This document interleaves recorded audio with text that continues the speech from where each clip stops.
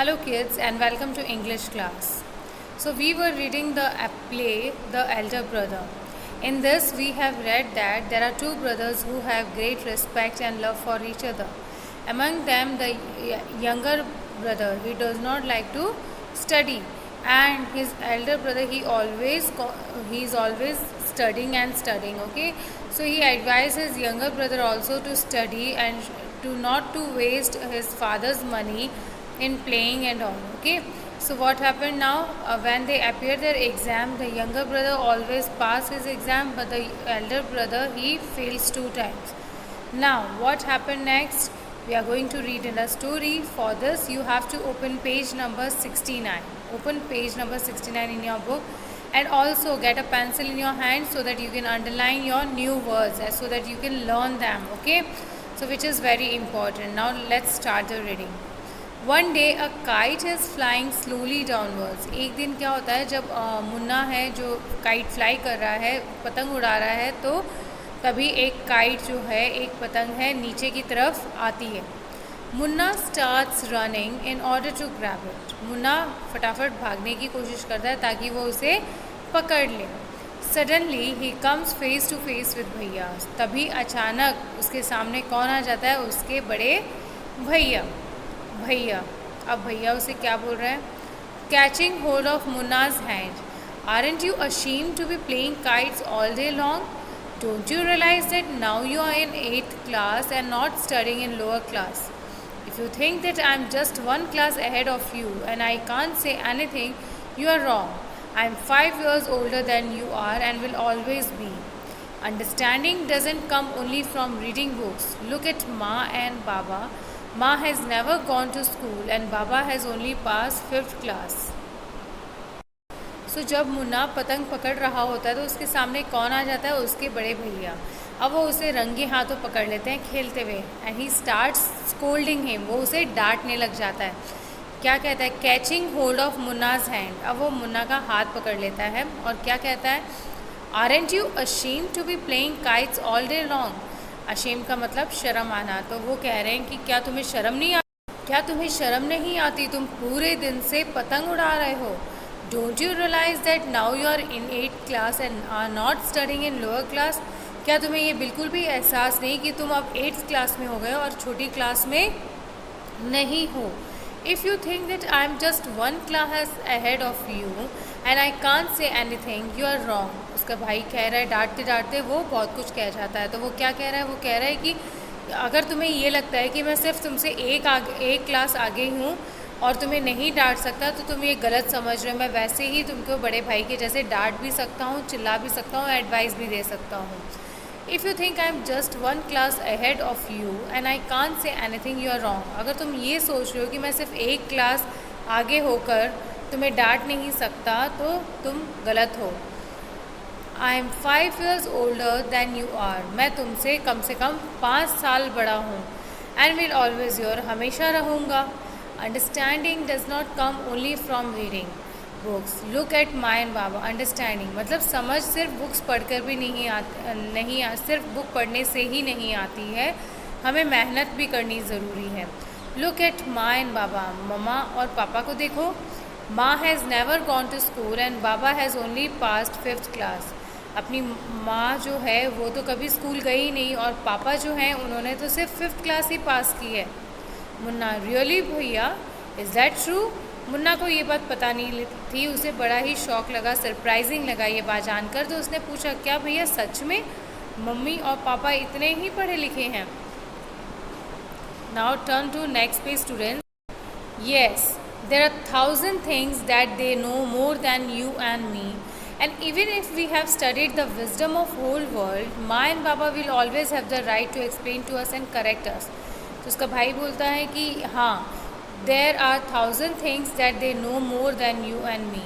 वो कहता है कि मतलब वो इतने पढ़े लिखे नहीं हैं, लेकिन फिर भी उनके पास बहुत सारा नॉलेज है और बहुत सारी ऐसी चीज़ें हैं जो हमें पढ़ाई से गेन नहीं हुई, लेकिन उन्हें फिर भी पता है. And even if we have studied the wisdom of whole world, लेकिन अगर हमने दुनिया का सारा ही सब कुछ ही हम बोलते हैं ना कि दुनिया के बारे में बहुत कुछ हमने पढ़ा है, Maa and Baba will always have right to explain to us and correct. माँ और पापा को हमेशा ये हक रहेगा, राइट होगा कि वो हमें और भी चीज़ों के बारे में ज्ञान दें, बताएं और हमेशा हमें एडवाइस करें और हमारी गलत बातों को सही करें। मुन्ना, आई डोंट नो भैया, I would tell Baba and he would rush to the hostel.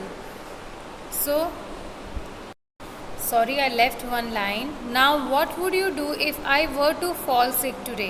So he's saying कि क्या हो अगर मैं किसी दिन बीमार पड़ जाऊँ तो तुम क्या करोगे? मुन्ना ने कहा I don't know भैया, I would tell Baba and he would rush to the hostel. मतलब मुन्ना ने कहा कि मैं तो बस यही कर सकता हूँ कि पापा को फ़ोन लगाऊंगा और वो हॉस्टल आ जाएंगे। भैया, ah, I had expected this answer. Munna उसका भाई भैया जो है वो कह रहा है हाँ, मैंने तुमसे इसी आंसर, इसी जवाब की उम्मीद की थी। Now Baba would get upset, he would first try to find out what was wrong and then he would call the doctor. So उसने बताया कि अपने जो पापा हैं वो पहले अपसेट, दुखी हो जाएंगे, फिर वो सबसे पहले ये पता लगाने की कोशिश करेंगे कि आखिर बात क्या थी, उसके बाद वो डॉक्टर को बुलाएंगे। Baba would know exactly what to do, they have more experience than us. तो उसने कहा कि बाबा को हमसे ज़्यादा पता है कि क्या करना चाहिए और वो उस टाइम वही करेंगे जो उन्हें सबसे सही लगेगा। उन्हें एग्जैक्टली पता होगा कि अब हमें क्या करना चाहिए।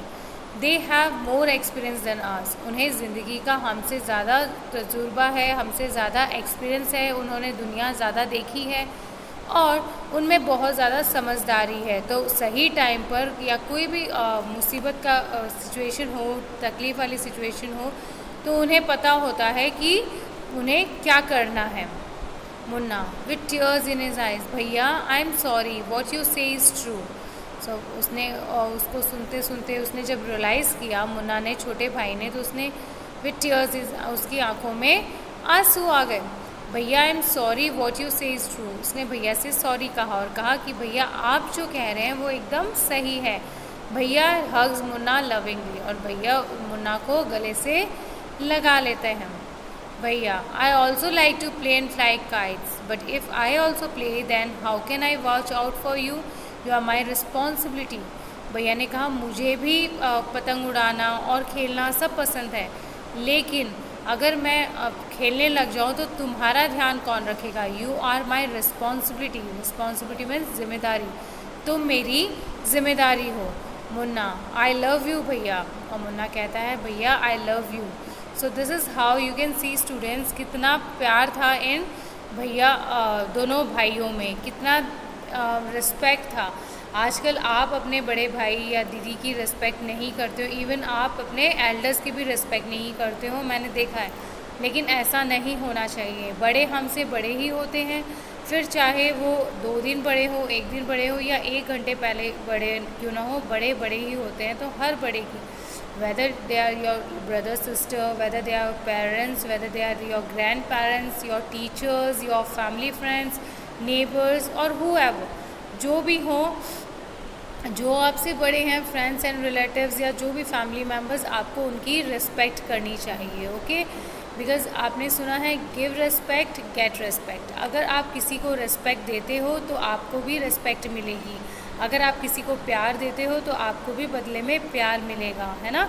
So you should also behave nicely, ओबे your parents and your grandparents, okay, don't irritate them, don't bother them, and stay happy and always keep smiling with your family and parents, okay। so हमने यही सीखा इस कहानी से कि उनमें although they were different, वो कितना बड़ा था और मतलब वो हमेशा, छोटा भाई जो है वो हमेशा खेलता रहता था, लेकिन जब उसके बड़े भाई ने उसे अच्छे से प्यार से समझाया तो उसे बात समझ में आ गई और उसने रियलाइज़ की। सो होप जो बात मैं आपको, जो मैसेज कन्वे करना चाहती हूँ वो आपको भी समझ में आ गया होगा और आप भी इस बात को मानोगे और अपनी लाइफ में इसे उतारोगे। ओके स्टूडेंट्स, तो हमने ये चैप्टर कंप्लीट किया है अपने 3 पार्ट्स में। I have uploaded 3 videos of this chapter. So now what can you do? You can again read the chapter and listen to the videos one by one, एक एक करके आप वीडियो सुनेंगे, सो आप इसको कनेक्ट कर पाएंगे पूरी स्टोरी को. Okay, in the next video we will be discussing question answers and exercise part. Till then, read, enjoy reading and have a nice day. Thank you.